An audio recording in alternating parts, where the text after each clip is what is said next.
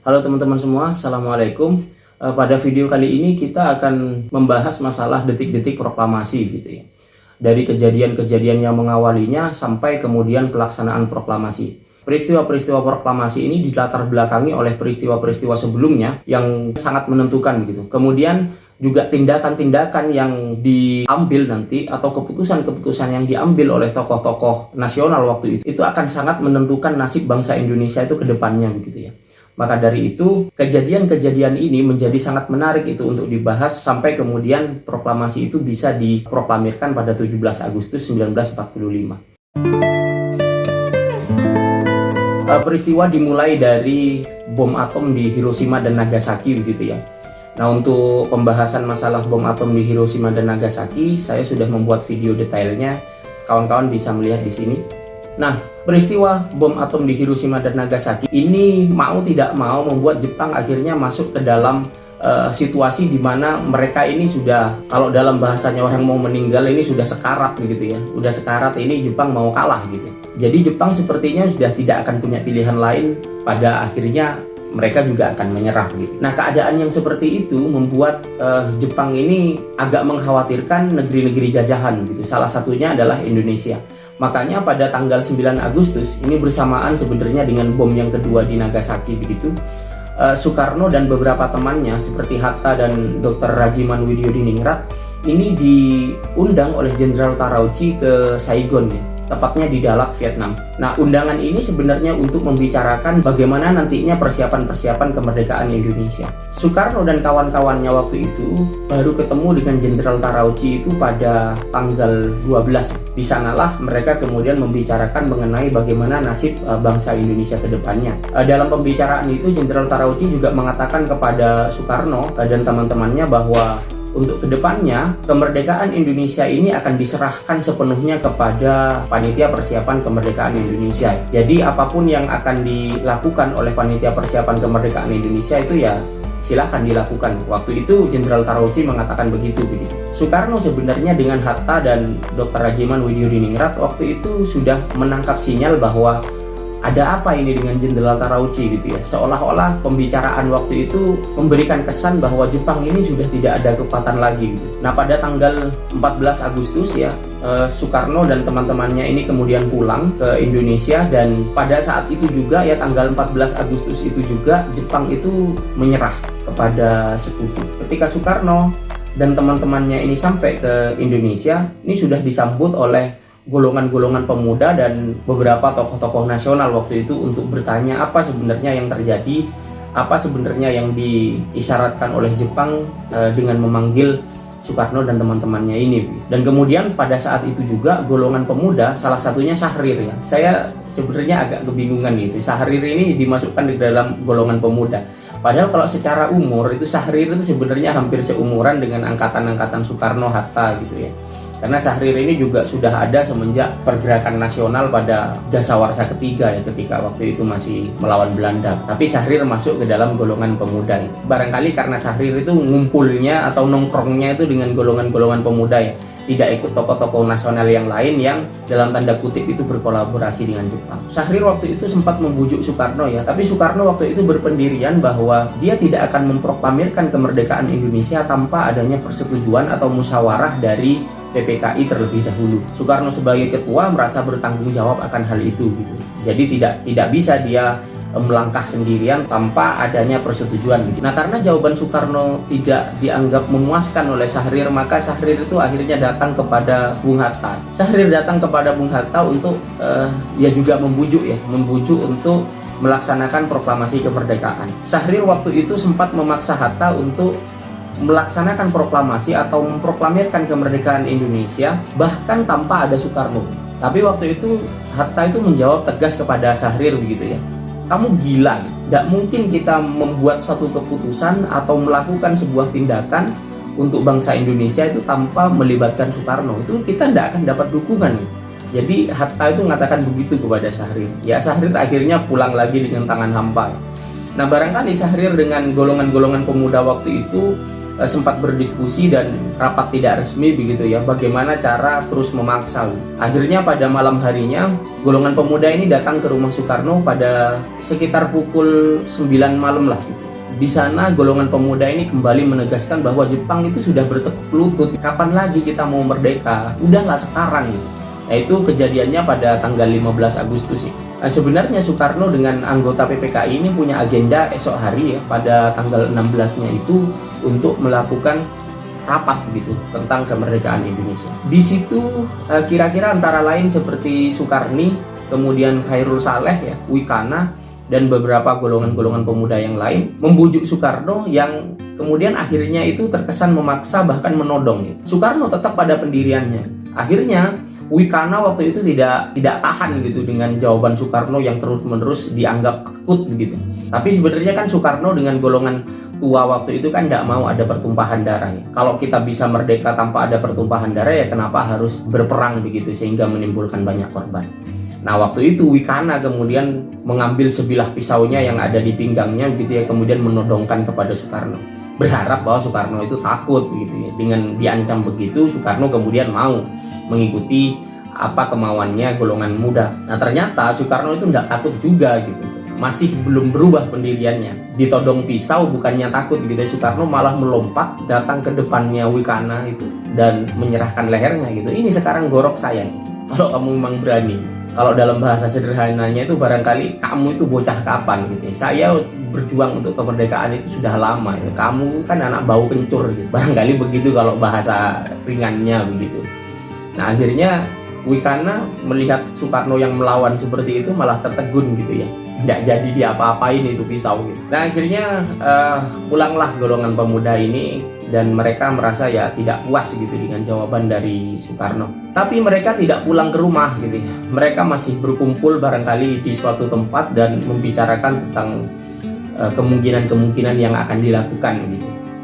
Dan ya benar saja akhirnya pemuda-pemuda ini merencanakan penculikan. Karena waktu itu adalah bulan puasa ya, sekitar dini hari jam 3 dini hari lah. Soekarno itu baru selesai santap sahur, makan sahur karena besoknya akan berpuasa. Pada saat selesai sahur itu ternyata datang sekelompok pemuda yang menyelinap dari pintu belakang. Dan ternyata itu adalah pemuda-pemuda yang tadi datang ke rumahnya Soekarno gitu ya, golongan-golongannya Soekarni, Khairul Saleh, kemudian Wikana gitu ya. Akhirnya Soekarno diculik di situ dan dibawa ke mobil. Ternyata di mobil itu sudah ada Bung Hatta gitu ya. Ternyata Bung Hatta yang lebih dulu diculik gitu. Dan akhirnya dengan alasan akan diamankan gitu dari pengaruh Jepang, maka Soekarno dan Hatta ini kemudian dibawa ke suatu tempat yang agak tersembunyi, yaitu di Rengas Dengklok ya, jauh dari kota gitu. Alasan Soekarno dan Hatta ini dibawa ke Rengas Dengklok selain dihindarkan dari pengaruh Jepang, pemuda punya rencana juga waktu itu bahwa Jakarta pada tanggal 16 Agustus itu akan dikobarkan revolusi gitu. Jadi akan terjadi pertumpahan darah pada tanggal 16. Sehingga Soekarno dan Hatta ini harus diamankan supaya dua pemimpin ini tidak kena bunuh gitu kalau terjadi tembak-menembak di antara tentara-tentara Jepang dan barangkali tentara peta, kemudian barisan pemuda dan Heho dan lain-lain gitu. Ya akhirnya Soekarno dan Hatta ini ya diasingkan lah gitu ya di Rengas Dengklok, dan di sana ya nggak ngapa-ngapain gitu katanya Soekarno, tidak ada peristiwa yang hebat yang terjadi di Rengas Dengklok gitu. Ya kalaupun terjadi revolusi di Jakarta ya setidaknya mereka itu selamat lah gitu ya, aman lah di tempat yang seperti itu. Tapi ternyata tidak ada revolusi sampai tanggal 16 gitu. Sampai kemudian tanggal 16 sore-sore itu Soekarno itu dicari itu tidak ketemu-ketemu. Karena pada tanggal 16 itu kan ada rapat sebenarnya anggota-anggota PPKI. Sedangkan Soekarno sebagai ketua itu tidak ada gitu. Sama Hatta itu juga tidak ada, dicari-cari sama anggota PPKI itu tidak ada. Akhirnya Ahmad Subarjo waktu itu yang punya kedekatan dengan golongan pemuda itu datang ke, kalau tidak salah ke Soekarni begitu ya. Dan Ahmad Subarjo ini mendapat kabar bahwa Soekarno dan Hatta ini sudah diasingkan di Rengas Dengklok, dan Ahmad Subarjo minta untuk diantar ke tempat pengasingannya Soekarno dan Hatta. Ahmad Subarjo di situ meminta untuk membawa Soekarno dan Hatta untuk kembali ke Jakarta. Ahmad Subarjo ini menjamin kepada pemuda begitu ya, kalau misalkan paling lambat 17 Agustus besok Indonesia ini tidak diproklamirkan begitu ya, kamu boleh tembak kepala saya. Ahmad Subarjo mengatakan begitu. Oleh karena itu akhirnya ya dilepaskanlah Soekarno dan Hatta. Nah, sepulangnya ke Jakarta ya, Soekarno dan anggota Panitia Persiapan Kemerdekaan Indonesia atau PPKI ini langsung menuju ke rumah Laksamana Maeda. Laksamana Maeda ini sebenarnya adalah orang Jepang, dia seorang angkatan laut Jepang, tapi pada saat itu dia memilih untuk bersimpati kepada perjuangan kemerdekaan Indonesia. Karena dia merasa bahwa ya seharusnya Indonesia memang sudah merdeka lah. Jadi Laksamana Maeda ini punya simpati yang besar kepada orang Indonesia. Makanya namanya itu sampai sekarang masih tetap disebut-sebut ya. Nama dia abadi dalam sejarah Indonesia begitu, walaupun dia adalah orang Jepang. Nah, di rumah Laksamana Maeda ini juga kemudian anggota dari PPKI ini bermusyawarah untuk membahas bagaimana sebenarnya tindakan-tindakan mereka ke depannya. Pada malam itu juga diusulkan untuk mendatangi Maizen Nishimura ya, dari pihak Jepang waktu itu untuk menanyakan kemungkinan-kemungkinan kapan Indonesia ini bisa dimerdekakan. Jadi waktu itu anggota-anggota PPKI ini sebenarnya masih menghargai posisi mereka ya, karena PPKI ini kan juga bentukan Jepang begitu. Jadi mereka masih menghargai gitu posisi Jepang. Mereka datang ke Maizen Nishimura untuk bertanya soal kemerdekaan. Tapi waktu itu jawaban dari Maizen Nishimura itu, dia mengatakan bahwa Jepang ini tidak berani memberikan instruksi apa-apa atau menyetujui apapun kepada golongan PPKI ini, karena Jepang waktu itu sudah menyerah kepada sekutu, dan oleh sekutu Jepang ditugasi untuk menjaga status quo. Jadi posisi Indonesia itu selain waktu itu vacuum of power, juga statusnya itu adalah status quo. Tidak ada pihak yang berkuasa di Indonesia, kemudian keadaan seperti itu harus dijaga. Jepang ini ditugasi untuk menjaga status quo ini oleh sekutu begitu. Makanya Jepang tidak berani, Maizen Nishimura mengatakan Jepang tidak berani mengambil keputusan apapun atau memberikan persetujuan apapun gitu kepada anggota-anggota PPKI ini. Makanya Soekarno dan teman-temannya akhirnya pulang dan kembali ke rumah Laksamana Maeda. Di situ diambil sebuah kesimpulan bahwa ya kita memang harus bertindak di luar dari persetujuan pihak Jepang. Jadi sudah tidak mungkin begitu menunggu persetujuan dari Jepang atau menunggu instruksi dari Jepang. Jepang sudah menyerah dan sekarang posisi Jepang ini bukan sebagai tentara pendudukan lagi begitu, tetapi posisinya waktu itu sebagai agen dari sekutu. Waktu itu diputuskan bahwa keputusan yang akan diambil sendiri dengan inisiatif dari tokoh-tokoh nasional waktu itu. Jadi udah tidak menunggu Jepang lagi lah. Nah, pada malam itu juga akhirnya disusunlah sebuah teks proklamasi yang kalau dalam bahasanya Soekarno ini, teks proklamasi ini tidak disusun dengan kalimat-kalimat yang berkobar-kobar gitu ya. Kemudian juga Pak Reclef ya mengatakan juga bahwa kalimat-kalimat yang dimuat di dalam teks proklamasi itu sangat bersahaja gitu. Jadi tidak meluap-luap, tidak tentang penderitaan yang terjadi selama beratus tahun dengan Belanda, kemudian 3,5 tahun melawan Jepang, itu tidak begitu. Jadi kalau teman-teman melihat teks proklamasi itu, teks proklamasinya itu ya adem gitu ya, sejuk begitu ya, cuman pernyataan kemerdekaan gitu, bahwa kita ini sekarang sudah merdeka dan hal-hal mengenai pemindahan kekuasaan dilakukan dengan tempo yang sesingkat-singkatnya. Hanya begitu saja gitu. Menurut pengakuan dari Soekarno juga, kemudian juga Hatta, waktu itu sebenarnya yang berperan untuk merangkai kalimat itu, yang dipasrahi untuk itu adalah Bung Hatta. Karena waktu itu dirasa bahwa Hatta yang memang paling berkompeten secara bahasa. Walaupun pada nantinya di beberapa potongan-potongan kalimat itu ada juga yang dari Ahmad Subarjo, kemudian dari Soekarno begitu ya, dari golongan muda juga bahkan. Tapi kalau secara mayoritas, secara umum itu adalah rangkaian dari Hatta gitu. Karena dianggap kemampuan bahasanya yang paling mumpuni.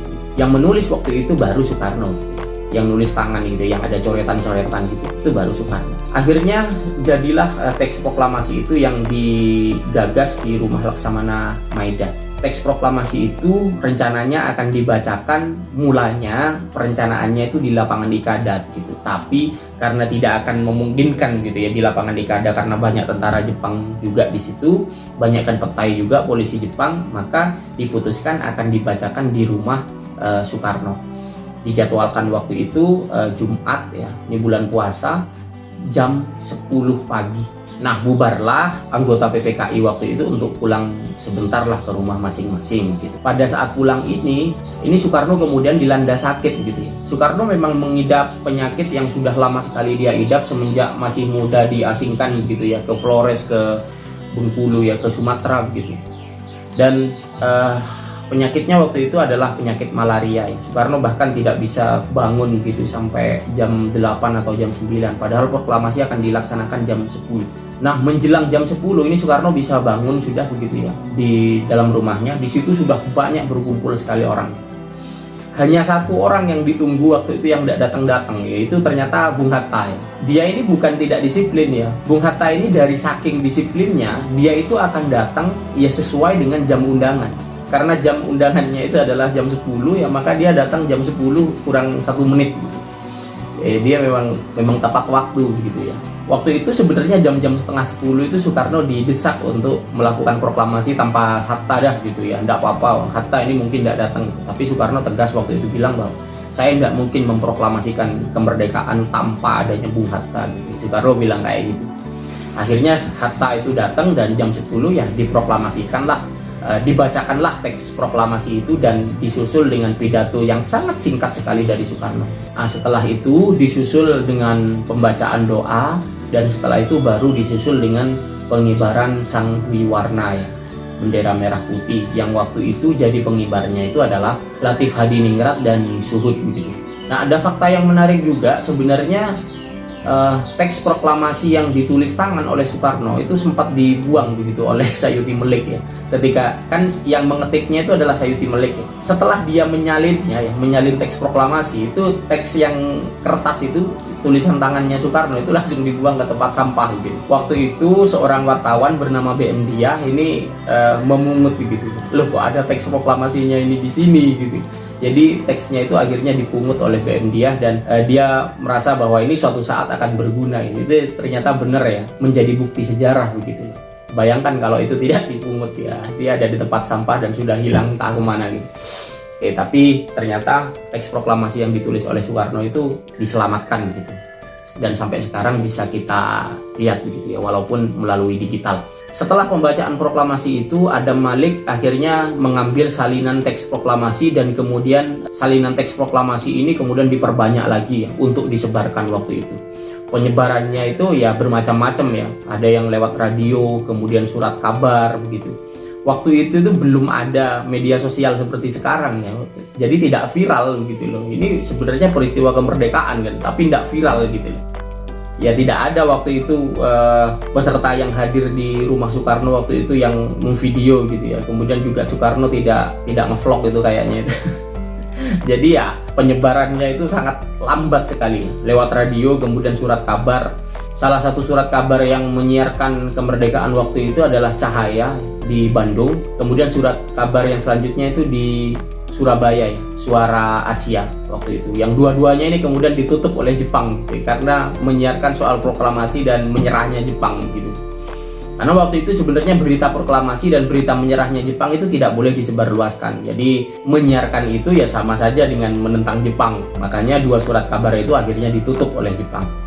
Tapi kemudian di Semarang juga muncul surat kabar yang juga memuat tentang berita proklamasi itu. Surat kabar di Semarang ini namanya adalah Suara Merdeka begitu ya. Nah, rakyat waktu itu yang mendengar kabar tentang kemerdekaan itu menyambutnya dengan sukacita, karena memang kita sudah lama berada di bawah kungkungan penjajahan dari mulai Eropa, orang-orang Belanda sampai orang-orang Jepang begitu. Jadi rakyat yang mendengarkan tentang berita kemerdekaan itu sangat senang sekali. Tetapi berita kemerdekaan itu kembali lagi ya tidak viral sampai diketahui saat itu juga oleh semua rakyat Indonesia ya, sama sekali tidak begitu. Jadi barangkali orang-orang di Jawa Timur gitu ya, di pedalaman, kemudian di Bali, apalagi sampai orang-orang yang ke Nusa Tenggara dan ke Timur itu bisa mendengarkan kemerdekaan itu barangkali sekitar September dan Oktober barangkali begitu ya. Karena ya memang sangat terbatas sekali alat komunikasi waktu itu ya. Kemudian juga penyebaran berita itu berjalan sangat lambat sekali begitu, tidak seperti sekarang. Kemudian salah satunya juga cara untuk menyebarkan kemerdekaan itu dengan menempel pamflet-pamflet ya. Kemudian juga coretan-coretan di dinding-dinding ya, atau coretan-coretan di tembok-tembok di pinggir jalan begitu ya, mural. Ini coretan-coretan itu pernyataan kemerdekaan dan anti imperialisme. Nah, dengan cara begitulah berita kemerdekaan itu disebarkan gitu ya oleh semua lapisan-lapisan masyarakat waktu itu yang sudah mendengarkan. Kemudian di antara orang-orang juga waktu itu berkembang satu salam yang dianggap sebagai salam nasional waktu itu. Jadi setiap orang bertemu dengan orang itu memekikkan merdeka, merdeka itu di pasar-pasar, di jalan-jalan itu begitu semua. Sehingga berita kemerdekaan ini tersebar dengan cepat ya, dalam tanda kutip cepat menurut ukuran saat itu. Tapi kalau menurut ukuran sekarang ya itu sangat lambat sekali lah gitu ya, penyebaran yang seperti itu. Baik teman-teman, itu pembahasan kita video kali ini tentang detik-detik kemerdekaan sampai pelaksanaan kemerdekaan. Semoga video ini bermanfaat. Akhir kata saya undur diri dan wassalamualaikum.